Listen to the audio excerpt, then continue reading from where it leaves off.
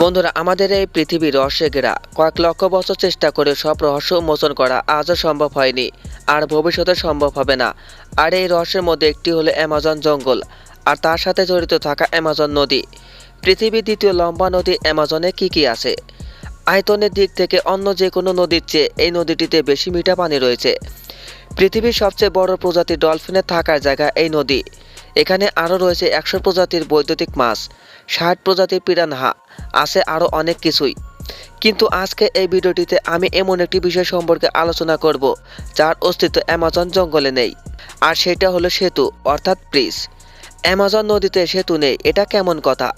Modern টেকনোলজির সাহায্যে মানুষ যেখানে সাগরের সেতু বানিয়ে ফেলেছে, সেখানে একটি নদী কিভাবে ছাড় পেল? পেরুর, কলম্বিয়া এবং ব্রাজিলের উপর দিয়ে বয়ে যাওয়া ৬,৯২০ কিলোমিটার দীর্ঘ অ্যামাজনের বেসিনে ৩১ মিলিয়নেরও বেশি মানুষের বসবাস। তাহলে তারা প্রয়োজনে নদীটি পার হয় কিভাবে? ব্রাজিল সরকার নদীটির উপর কোনো ব্রিজ তৈরি করেনি কেন? যেখানে ইঞ্জিনিয়াররা যদি সমুদ্রের মতো জায়গায় ব্রিজ নির্মাণ করতে পারে, তাহলে নদীর উপর ব্রিজ নির্মাণ করা তাদের কাছে খুবই সহজ ব্যাপার। তাহলে কেন অ্যামাজন নদীর উপর ব্রিজ নির্মাণ করতে ব্যর্থ হয়েছে তারা? এর পিছনে থাকা গোপন রহস্য জানতে সম্পূর্ণ ভিডিওটি দেখার জন্য অনুরোধ রইল। তো চলুন ভিডিওটি শুরু করা যাক। আসলে অ্যামাজনের দুই তীরে খুব কম মানুষ বাস করে, তাই নদীটির দুই তীরে সেরকম কোনো পথঘাট গড়ে ওঠেনি যা জুড়ে দেওয়ার জন্য সেতু বানাতে হবে। নদীর তীরে যে কয়েকটি শহর আছে, সেখানে নৌকা আর ফেরিতে করে নদী পারাপার আর পণ্য আনা নেওয়া করা হয়। সেখানে সেতু বানানো হলে এসব কাজ একটু দ্রুত হওয়া ছাড়া আর কোনো লাভ নেই। অ্যামাজনের বেসিন খুবই দুর্গম, সেতু তৈরির জন্য আরও বেশি দুর্গম। সেখানে সেতু তৈরি করতে গেলে যে পরিমাণ প্রাকৃতিক বাধা আছে, সেসব জয় করা অনেক কঠিন। রাস্তা তৈরির জন্য প্রয়োজন শক্ত মাটির, আর সেতু বানাতে হলে লাগবে আরও শক্ত মাটির, যে মাটি সেতু আর ভারী সব পিলারের ভর সহ্য করতে পারবে। বিস্তৃত জলাভূমি আর এই নরম মাটিকে সেই পরিমাণ শক্ত করে তোলা প্রচণ্ড ব্যয়বহুল হবে।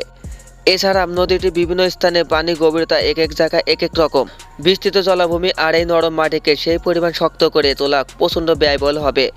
এছাড়া নদীটির বিভিন্ন স্থানে পানির গভীরতা এক এক জায়গায় এক এক রকম। ঋতুর পরিবর্তনে নদীর নাব্যতার পরিবর্তনে অনেক স্থানে আমরা দেখি, কিন্তু অ্যামাজনের বেলায় এই পার্থক্য আকাশ পাতাল। আজ যেখানে পলি জমে অল্প কিছুদিনের মধ্যে, সেখানে গভীর পানিময় স্থান হয়ে উঠতে পারে। ফলে নদীর তীরে কোথা থেকে সেতু আরম্ভ হয়ে কোথায় গিয়ে শেষ হবে সে সিদ্ধান্তে আসা কঠিন। যদি সেতু তৈরির পর দুই পার পানির নিচে চলে যায়, তাহলে তা হবে অর্থের বিশাল অপচয়। পৃথিবীর প্রতিদিনের চাহিদা 20% অক্সিজেন সরবরাহ করে অ্যামাজন পৃথিবীর ফুসফুসে খ্যাতি পেয়েছে। যদি এই রেইনফরেস্টে একটি দেশ হতো, তাহলে বিশালতার দিক থেকে এটি বিশ্বের 9তম দেশ হতো। আরও একটু স্পষ্ট করে বললে, ব্রিটেন এবং আয়ারল্যান্ড 17 বার এই জঙ্গলে রাখার মতো জায়গা আছে, আর বাংলাদেশকে 25 বার। এমনকি ভারতবর্ষের মতো বড় দেশকে 2 বার রাখা যাবে। অ্যামাজন নদীর বিভিন্ন বাধা বিপত্তি দূর করে এর উপর যদি সেতু বানানো হয়, তাহলে এই নদী আর বন দুটোকেই গলা টেপে মেরে ফেলা হবে। 2019 সালে ব্রাজিলের তৎকালীন প্রেসিডেন্ট জেরি বর্দোনারো তার রিও ব্যাংক প্রকল্পের অংশ হিসেবে অ্যামাজন জুড়ে একটি সেতু তৈরির কথা বলেছিলেন। তার বিভিন্ন সময়ের কার্যকলাপ পুরোপুরি অ্যামাজন বিরোধী। রেইন ফরেস্টে কাঠ কেটে সাফ করাকে উৎসাহিত করেছেন তিনি। দাবানলে বনটি ধ্বংস হওয়ার সময় তার বক্তব্য ছিল, ব্রাজিলের এত বড় বনের দরকার নেই। ভবিষ্যতে কখনো অ্যামাজনে বুক চিরে সেতু তৈরি হলে তা শুধু নতুন মানব বসতি, বন উজাড়কারী এবং চোরা শিকারীদের অবাধ চলাচলের রাস্তা করে দিবে। ধ্বংস হবে সেখানকার ইকোসিস্টেম আর জীব বৈচিত্র্য। বন্ধুরা, পৃথিবীর ফুসফুস খ্যাত অ্যামাজন বনের উপর সেতু নির্মাণের পক্ষে আপনার বক্তব্য আমাদের কমেন্ট বক্সে জানিয়ে দিন।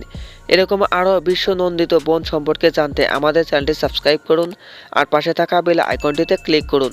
ধন্যবাদ।